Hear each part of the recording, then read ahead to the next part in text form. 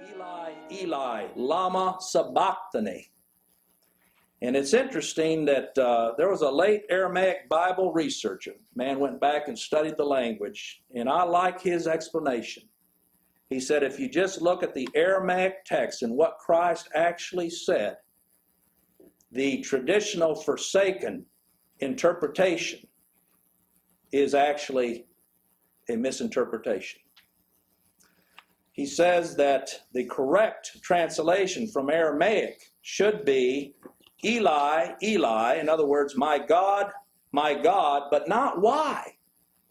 It's not a question in the Aramaic.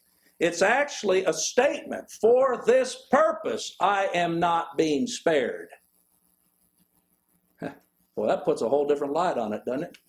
For this purpose. In fact, I went back and looked at the original Greek. And it's interesting that the word used, why, can also be translated wherefore. Read it that way. Wherefore, my God, wherefore, not in the form of a question, but in the form of a statement. It's like you make some statements and you say, wherefore? Here's a conclusion. Wherefore?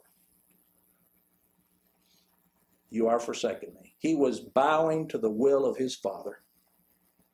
He was submitting, just like Isaac, on that altar.